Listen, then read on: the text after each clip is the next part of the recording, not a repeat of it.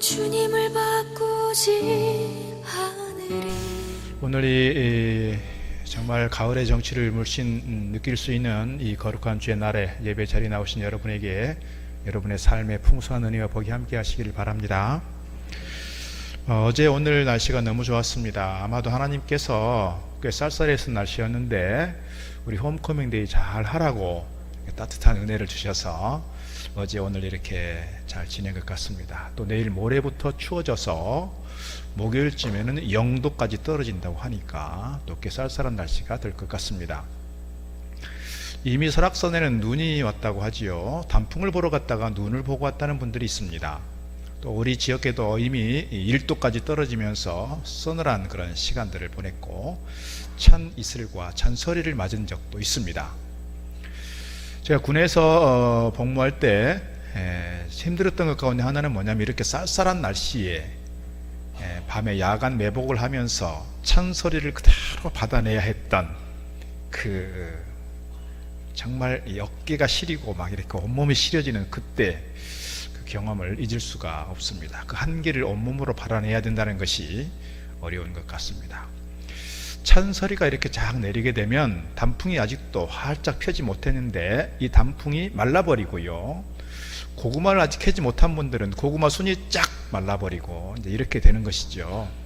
그런데 들어보니까요, 찬소리를 맞을수록 알곡은 더 단단하게 맺어진다고 합니다. 더 단단하게 여물어 간다는 것이죠. 그런 점에서 찬소리를 맞은 어떤 식물들이나 이 생태계는 겉모양은 이렇게 많이 망가지는 것 같지만 오히려 내실 있게 더 단단하게 여물어 간다는 점에서 이 찬소리가 모든 생태계를 다 망가뜨리는 것은 아니구나 그런 생각을 하게 됩니다.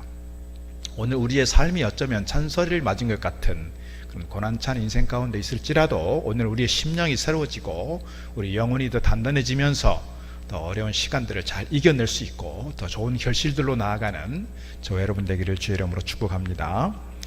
오늘 말씀 보게 되면 인생의 찬소리를 맞은 한 사람이 등장합니다. 야베스입니다.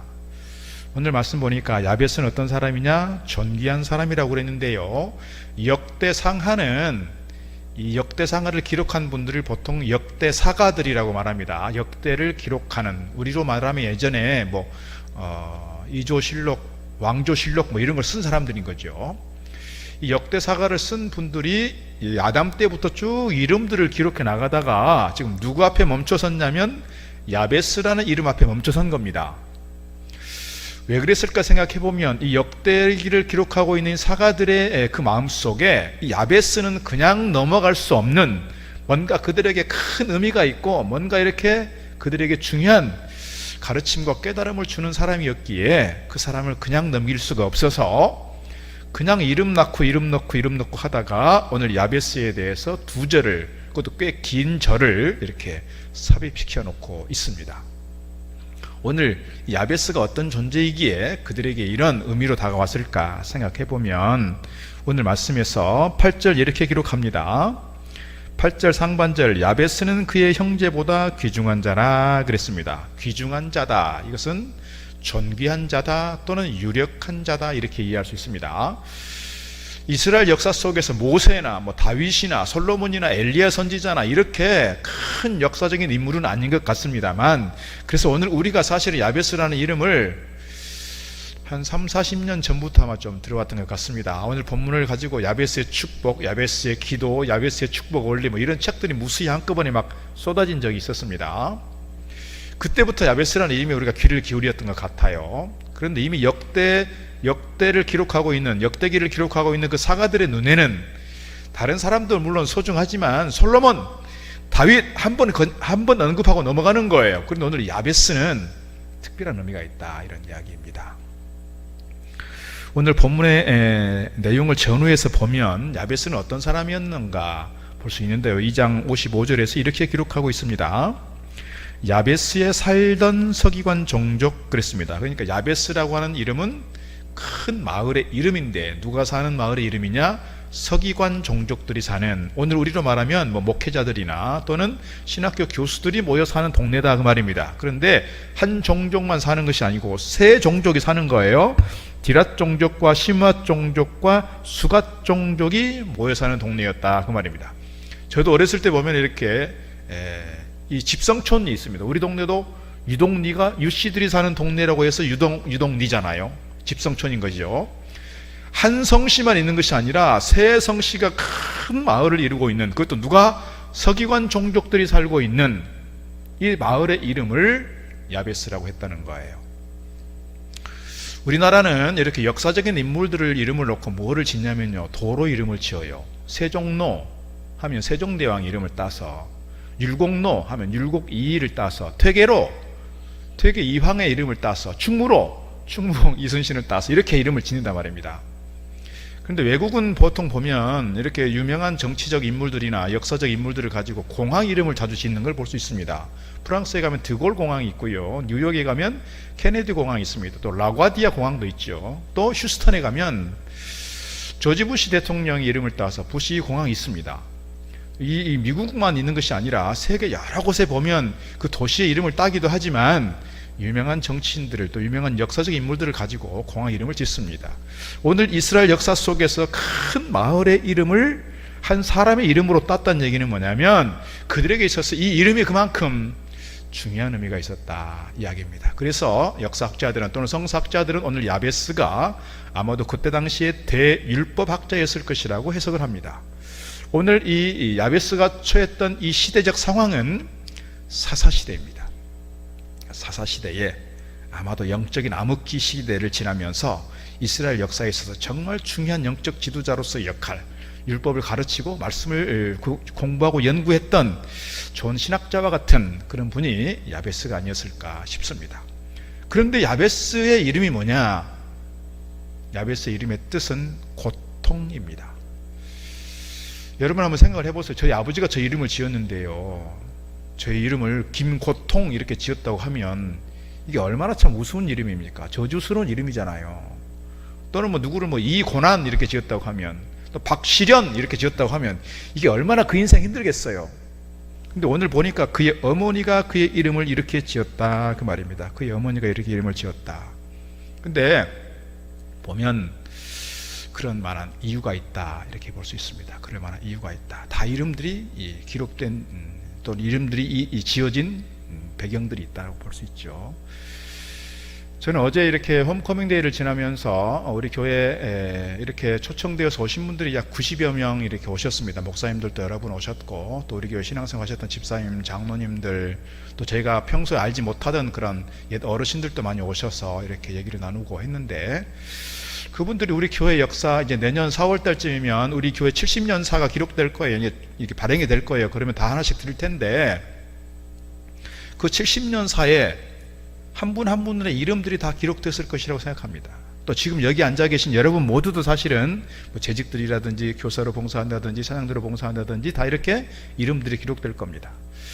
그래서 여러분의 이름이 우리 교회 역사에 중요한 이름들로 기억되기를 바라고, 또 어제 오셨던 그 분들도 우리 교회 역사에 중요한 의미 있는 분들인데 우리 교회 역사에 소중한 자산들이었고 소중한 이름들이라 이렇게 생각이 됩니다. 중요한 것은 우리 일동 동북교회 70년사, 앞으로 10년 지나 80년이 되겠죠.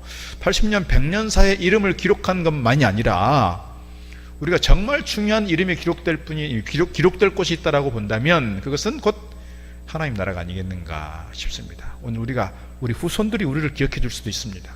우리 형제들이 우리를 기억해 줄 수 있습니다. 같이 신앙생활을 했던 우리 믿음의 친구들이 앞으로 10년이 지나고 30년이 지나도 오늘 이 시대를 기억하면서 추억할 것입니다. 더 중요한 것은 우리 주님께서 우리를 통해서 우리 이름들을 기억하시고 잘하였다 칭찬하실 만한 좋은 이름들로 하늘 생명책에 기록되는 저 여러분 되기를 주의 이름으로 축복합니다. 앞서 말씀드린 것처럼 오늘 야베스는 고통이라고 하는 뜻인데요, 8절 하반절에 이렇게 기록하고 있습니다. 그의 어머니가 이름하여 이르되 야베스라 하였으니 이는 내가 수고로이 낳았다 함이었더라. 야베스라고 하는 이름으로 지은 이유가 있다는 거예요. 그것은 그의 어머니가 그를 낳을 때 수고로이 낳았다. 수고로라고 하는 말은 난산이라고 하는 뜻이기도 합니다. 그러니까 낳았다, 출산했다라고 하는 의미는 단순히 출산만을 의미하는 것이 아니라 이 아이가 성장해가는 과정까지를 포함하는 단어라고 말합니다. 그러니까 성서학자들은 이 부분을 해석할 때 뭐라고 말하냐면 그의 어머니가 이 아이를 야베스를 출산할 때 난산을 했을 것이라고 보는 것이고요, 난산의 과정을 통해서 이 아이가 장애를 갖고 태어났을 거라고 보는 겁니다. 지금도 장애를 가지고 살아간다는 것은 쉽지 않은, 물론 많은 복지 혜택들이 주어지지만 그럼에도 불구하고 여전히 삶이 쉽지 않고 여전히 사회적으로 어려운 가운데 있습니다. 그러니까 이 장애인 분들이 막 전철을 점거하고 막 이렇게 데모를 하고 그러잖아요. 자기들 권리를 찾겠다, 자기들 좀 살펴달라, 뭐 이런 의미죠. 2000년 전 시대에 예수님께 제자들이 묻습니다. 이 아이가 이렇게 장애를 가지고 태어난 것은 이 부모의 잘못입니까? 이 아이의 잘못입니까? 라고 생각했던 그 시대, 오늘 말씀드린 것처럼 3500년에서 4000년 전 시대의 사사시대에는 더 심했을 것입니다. 아마도 장애를 가지고 태어난 것은 아마도 많은 사람들에게 저주의 대상이 되었고, 많은 사람들에게 놀림감이 되었고, 차별의 대상이 되었고, 사회적으로 왕따와 소외를 경험할 수밖에 없는 그런 어려운 환경에서 이 아이가 자랐다고 보는 겁니다. 그런데 이름을 누가 지었다고요? 어머니가 지었다는 거예요. 고대 시대 당시에는 철저하게 가부장적 문화 속에서 아버지가 짓든 할아버지가 짓는 겁니다. 저희 이름도 저희 아버지께서 지으셨어요. 그런데 어머니가 지었다라는 점에서 아마도 이 아이는 유복자로 태어났을 것이라고 해석합니다. 상상을 해보세요. 홀어머니 밑에서 이 아이가 장애를 가지고 태어났습니다. 그렇다고 외가 쪽에 뭐 특별히 기대할 게 없는 것 같고요, 친가 쪽에는 또 누가 연결이 안 되겠죠. 유복자로 태어났으니.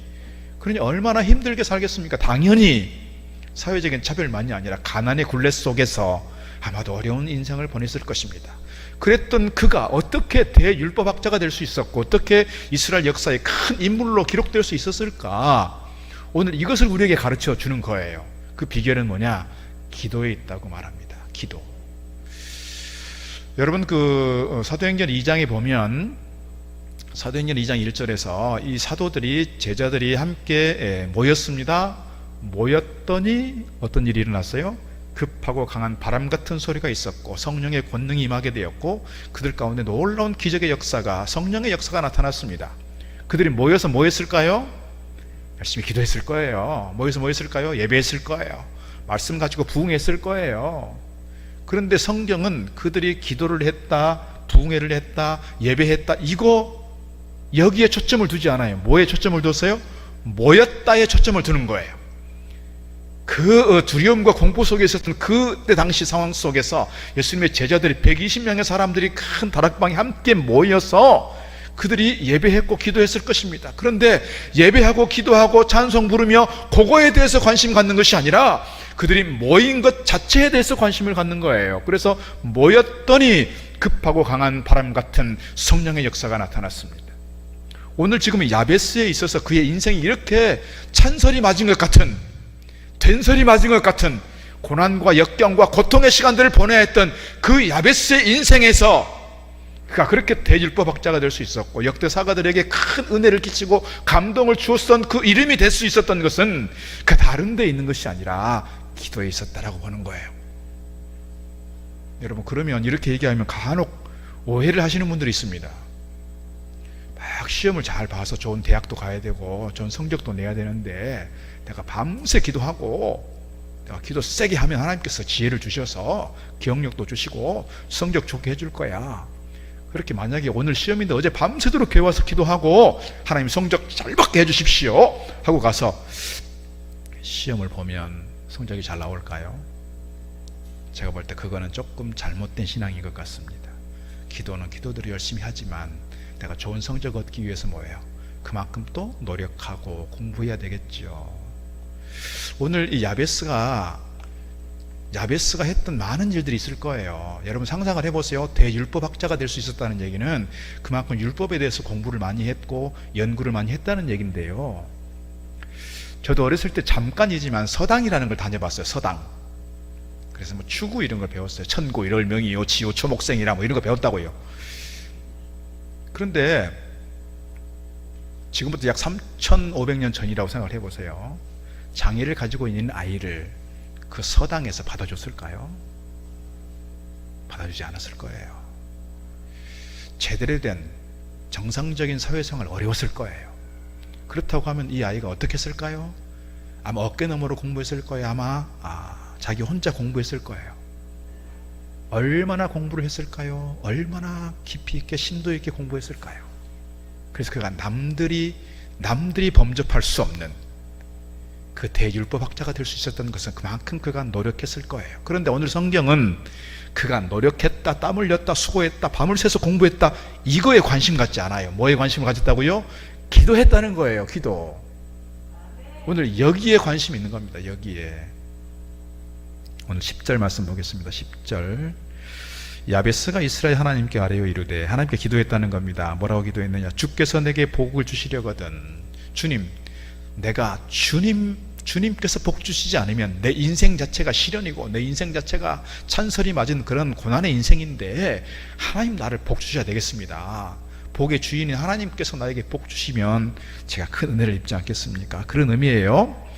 주께서 내게 복을 주시려거든. 기도 제목 몇 가지가 있습니다. 그 다음에 뭐예요? 나의 지역을 넓히시고, 그 다음에요, 주의 손으로 나를 도우사 나로 환난을 벗어나 내게 근심이 없게 하옵소서 하였더니 하나님이 그가 구하는 것을 허락하셨더라 그랬습니다. 오늘 야베스가 어떤 마음으로 기도했을까요? 아마도 죽음의 위기 속에서, 그렇게 큰 두려움 속에서 야복강에서 기도했던 그 천사와 씨름했던 그 야곱의 심정, 오늘 야베스의 심정이 아니었을까요? 아마도 그렇게 간절하게 기도했을 거예요. 부모를 봐도 기댈 데가 없고, 친척을 봐도 기댈 데가 없고, 내 건강 상태를 봐도 기댈 데가 없고, 기댈 데가 아무 데도 없는 거예요. 어디를 봐도 희망이 없어요. 어디를 봤어요? 하늘을 봤어요. 하늘을 봤다고요. 하늘 아버지께 기도하고, 아버지께서 나에게 복을 주셔야 제가 살겠습니다, 이렇게 기도한단 말입니다. 세 가지 기도 제목이 있습니다. 첫째 뭡니까? 나의 지역을 넓히시고 입니다. 나의 지역을 넓히시고. 여기서 지역은 우리로 말하면 이때 당시에는 이제 땅을 기준으로 하는 겁니다. 우리가 가지고 있는 땅이 한마지기예요. 지역을 넓힌다는 건 뭐예요? 내년 되면 농사를 잘 지어서 2마지기가 되고, 또 한 5년쯤 지나서 3마지기가 되고 5마지기가 되고 이렇게 되는 거예요. 다른 말로 말하면 내가 지금 사업장을 꾸리고 있는데, 기업을 하고 있는데 올 연 매출이 10억인데 하나님께서 은혜를 잘 부어주셔서 지경이 넓혀져서 내년에는 막 20억이 되고 내후년엔 30억이 되고 이런 거예요. 내가 지금 군대에 있는데, 내가 지금 중사로 있지만 중사로 멈추는 것이 아니라 상사가 되고 원사가 되고 뭐 이렇게 계급이 올라가는 거예요. 내가 대위인데 대위 멈추는 것이 아니라 뭐 소령도 되고 대령도 되고 별도 따고 이렇게 계급도 올라가는 거예요. 이것이 어쩌면 세상 가운데서 우리가 기도하고 사모해야 될 좋은 기도 제목인 것 같습니다. 우리에게 의미 있는 일들이고 소중한 일들이기 때문에 그래요. 그러면 저희 사촌 동생도 지금 대령으로 아마 제대를 할 것 같은데, 그럼 별을 못 따면 뭐 하나님 은혜를 주신 게 아니냐? 그건 아니죠. 또 사실은 제 사촌 동생은 신앙생활 얼마나 열심히 하는지 몰라요. 그런데 대령에서 멈추는 것 같습니다. 별을 못 딴다고 하나님 은혜를 못 입은 거냐? 그건 아니지만 그래도 우리가 사모하고 기도할 건 해야지요. 그리고 우리가 해야 될 일은 하는 거예요. 뭐를 위해서? 별을 따기 위해서. 별을 따기 위해서. 그러잖아요. 우리가 다른 일들도 마찬가지입니다. 나에게 기업이 맡겨졌으면 내 기업이 지금의 상태로 멈추는 것이 아니라 조금 더 번성하고 조금 더 확대되기 위해서는 내가 오늘의 수준에 머물러 있는 것이 아니라 더 열심히 노력하고 땀 흘려서 더 큰 기업을 이룰 수 있도록 우리가 사모하고 기도해야 될 필요가 있다는 것이죠. 오늘 야베스는 그런 마음 가지고 했을 거예요. 지금 내가 아무것도 없는 이 상황이지만 하나님 나의 지경을 넓히셔서 나로 하여금 더 큰 일들을 이루게 하옵소서, 더 큰 그릇이 되게 하옵소서, 더 좋은 일꾼 되게 하옵소서, 그렇게 기도했을 것입니다.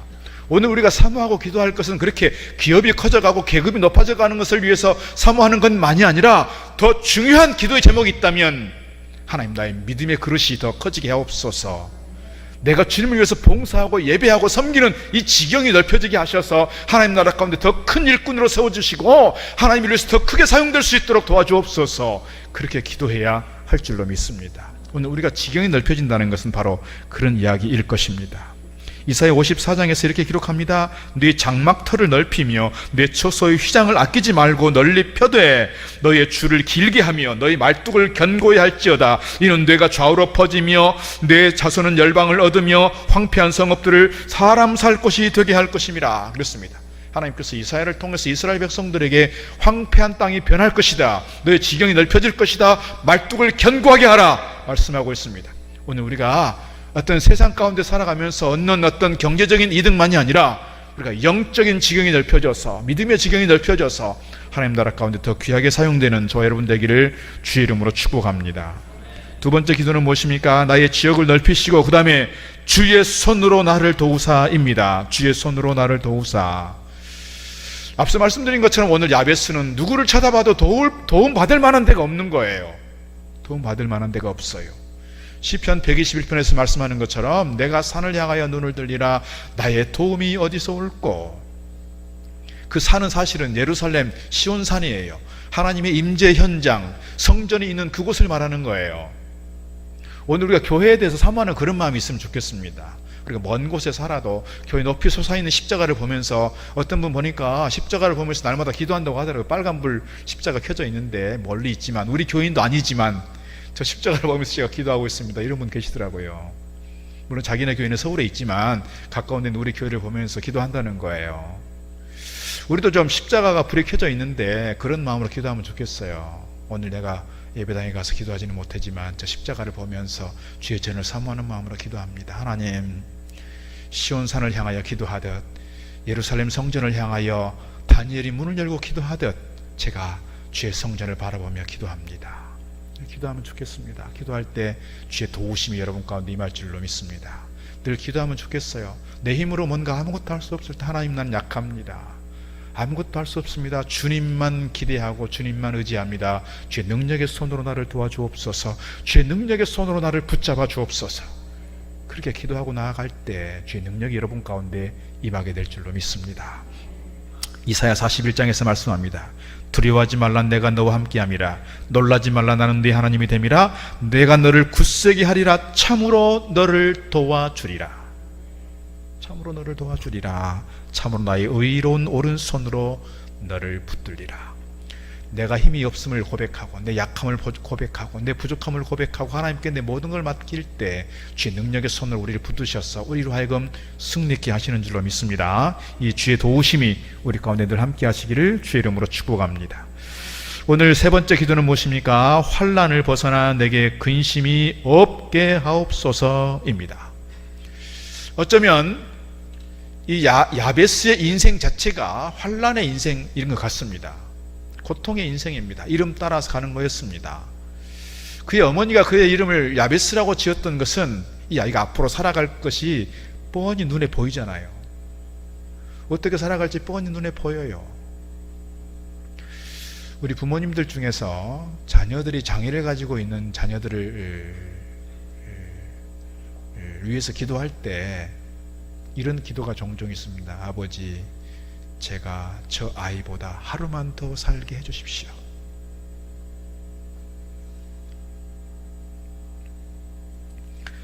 그런 기도를 들으면요, 참 마음이 무겁습니다. 내가 떠나면 이 아이를 누가 돌볼까? 내가 떠나면 이 아이를 누가 책임질까? 그런 마음이 있으니까 하나님, 내가 이 아이보다 하루만 더 살게 해주십시오. 그렇게 기도합니다. 정말 우리 주변에 장애를 가지고 있는 우리 형제들, 식구들 보면서 그런 마음으로 같이 기도해 주시면 좋겠습니다. 그 부모를 위해서, 그 형제를 위해서. 아마도 오늘 야베스의 어머니가 야베스를 보면서 야베스가 앞으로 어떤 인생을 살아갈지 뻔히 눈에 보이니 그 이름을 그렇게 지었을 거예요. 그렇게. 그래서 이 아이가 살아가는 인생 자체가 환난이구나. 우리도 보면 다 환난이 있어요. 환난에서 다 비켜가면 좋겠지만 비켜갈 수 없는 게 우리 인생인 것 같습니다. 언뜻 보기에 저분은 참 만사형통한 것 같고, 저분은 모든 일들이 다 잘 되어가는 것 같고, 근심 걱정 아무것도 없는 것 같아도 들여다보면 다 아픔이 있고 고통이 있고 눈물이 있고 그래요. 그렇습니다. 그래, 누구라도 다 환난으로부터 비켜갈 수 없는 존재인 것 같습니다. 중요한 건 이런 때, 이렇게 환난의 때에 우리 믿음의 진수가 보여지잖아요. 정말 믿음이 좋은 사람들은 환난의 때에 그 믿음이 적나라하게 잘 드러나는 것 같아요. 평소에는 그의 믿음이 어떤지를 잘 모르다가 그의 인생 가운데 환란이 임하게 되었을 때, 환란을 만나고 경험하게 되었을 때 정말 그분이 정말 좋은 믿음의 장부였구나 하는 것이 드러나게 되는 것 같습니다. 오늘 특별히 야베스는 그가 기도할 때 내 인생 환란의 인생이요, 내 인생 자체가 고난인데 하나님 나에게 은혜 베푸셔서 나에게 복을 주셔서 나의 지경을 넓혀주시고 나에게 도움을 주심으로써 내가 이 환란을 벗어나게 해주시고 그 다음에 뭐예요? 나로 하여금 근심이 없게 하옵소서. 계속해서 환란 가운데 살아가는 그가 왜 근심하지 않겠습니까? 왜 두려움이 없겠습니까? 왜 염려하지 않겠습니까?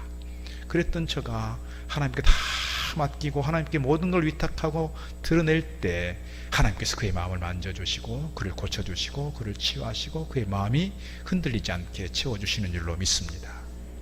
그래서 오늘 마지막 부분이 뭐예요? 하나님께서 그의 기도를 허락하셨다, 들어주셨다, 응답하셨다 이거예요.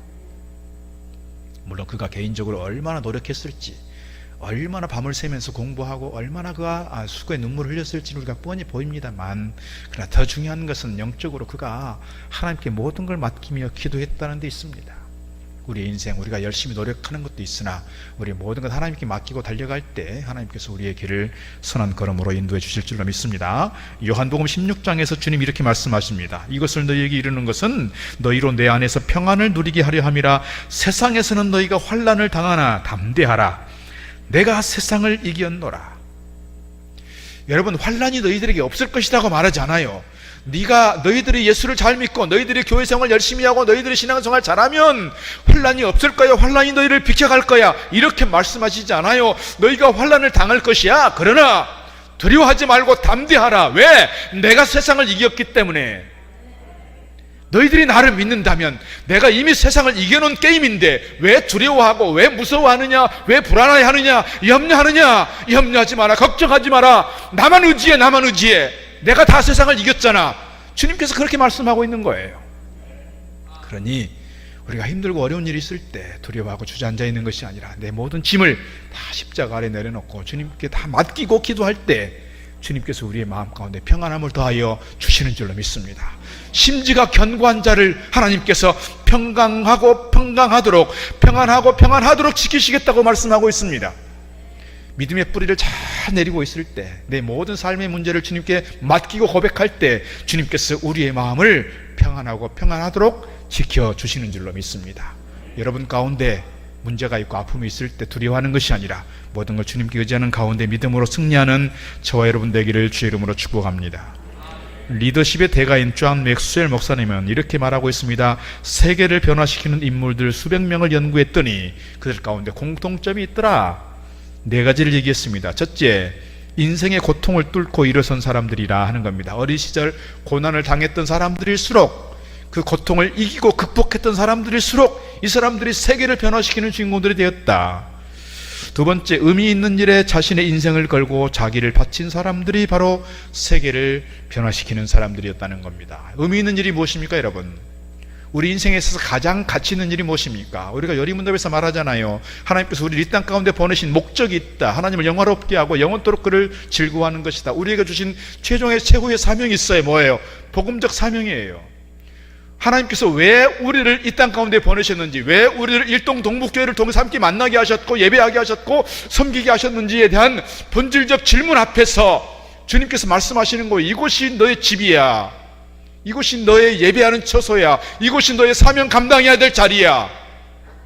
우리에게 감당해야 될 사명들을 주셨고 부르심이 있었는데, 이것이 가장 우리 인생에 있어서 의미 있는 일 아닐까요? 인생의 핵심 가치 아닐까요? 이것을 떠나버리는 것이 아니라 이것을 붙잡고 끝까지 씨름하면서 달려갈 때, 우리 인생을 걸고 우리의 전생애를 걸고 열심히 헌신했을 때 우리를 통해서 세상은 바뀌어지고 세상은 변화된다는 사실을 우리에게 가르쳐 주고 있습니다. 세 번째, 고난 가운데 절망하거나 포기하지 않고 끈기 있게 자신의 인생의 문제를 끌어안고 씨름했던 사람이라 하는 겁니다. 우리가 인생의 길을 갈 때 환난을 만나고 고난을 만나고 어려움들을 만날 때마다 쉽게 포기하고 주저앉아 버리는 것이 아니라 끝까지 씨름하면서 이것을 붙잡고 달려갈 때 우리 안에서 놀라운 변화의 역사 나타나게 된 줄로 믿습니다. 네 번째, 인생을 비관하거나 불평 절망하는 대신 감사하고 기뻐했던 사람이 세계를 변화시킵니다. 그래서 살아가다 보면 어려운 일들을 자주 만나고 힘들 때 끊임없이 내 안에서 불평이 일어나고 원망이 일어나고 계속해서 화를 내고 그렇게 하는 것이 아니라 그럼에도 불구하고 나에게 부어주신 은혜를 생각하면서 감사하고 오늘의 두려움과 오늘의 불안과 오늘의 이 고난을 자꾸 말하는 것이 아니라 자꾸 죽겠다 못 살겠다 왜 이렇게 힘들어 이렇게 말하는 것이 아니라 그럼에도 하나님께서 우리를 선한 걸음으로 인도하실 거야. 미래에 대한 희망을 품고 달려갈 때 우리를 통해 올라온 변화의 역사가 나타나게 될 줄로 믿습니다. 인생의 과정에서 겪는 고난과 시련을 오히려 그 인생을 더욱 단단하게 하고 큰 그릇으로 만들어간다는 통로가 된다는 점에서 우리가 늘 기억하고 믿음으로 살기를 주의 이름으로 축복합니다. 조아니 에릭슨 타다라고 하는 분 소개하고 마치려고 합니다. 승마와 수영을 즐기던 이 소녀가 17살 때 한참 이쁘고 정말 꽃 피우는 그때 수영을 잘못하다가 그만 큰 사고를 당했습니다. 이 아이가 이렇게 다이빙을 했는데요, 물이 깊은 줄 알고 다이빙을 했어요. 근데 물이 너무 얕았어요. 고개를 쳐박고 들어가는데 그만 바닥에 그냥 부딪힌 거예요. 그 자리에서 목이 부러졌어요. 그리고 나서 하반신이 다 마비가 됐습니다. 목 위로는 괜찮은데 하반신이 다 마비가 되니까 손발을 꼼짝할 수 없었습니다. 17살 꽃다운 이 소녀가 무엇을 할 수 있었겠습니까? 너무너무 절망하고 괴롭고 죽고 싶어서 친구들에게 면도칼 갖다 주라, 약 갖다 주라 얘기해도 손을 움직일 수 없으니 죽으려고 해도 죽을 수가 없습니다. 정말 너무너무 괴롭고 마음이 아파서 눈물을 흘리는데 눈물 닦아줄 손이 없습니다. 눈물도 콕콕 참습니다. 다행인 것은 그의 친구들과 그의 가족들이 예수 잘 믿는 사람들이어서 올 때마다 그를 만날 때마다 기도해주고 신앙적인 권면을 해주고 갑니다. 그러다가 어느 친구가 와서 한 말은 이 말을 했습니다. 요한복음 10장 10절, 도둑이 오는 것은 도둑질하고 죽이고 멸망시키려는 것뿐이요 내가 온 것은 양으로 생명을 얻게 하고 더 풍성히 얻게 하려는 것이라. 도둑이 온 것은 도둑질하러 온 것이지만 내가 온 것은, 주님께서 오신 것은 양으로 하여금 생명을 얻고 더 풍성히 얻도록 하기 위함이라. 이 말씀을 받았는데요, 도무지 자기는 이게 납득이 안 되는 거예요. 아니 내가 지금 이렇게 사지가 마비가 되어 있는데 무슨 양으로 풍성한 생명을 얻는다는 거냐. 도저히 받아들여지지가 않았어요. 그런데 그가 계속된 권명과 신앙적인 설득, 그리고 그가 기도하는 가운데 주님을 인격적으로 만났어요. 그러면서 그의 마음속에 예수님께서 들어오시게 되었고 그가 그 말씀에 대해서 이제 깨닫게 된 겁니다.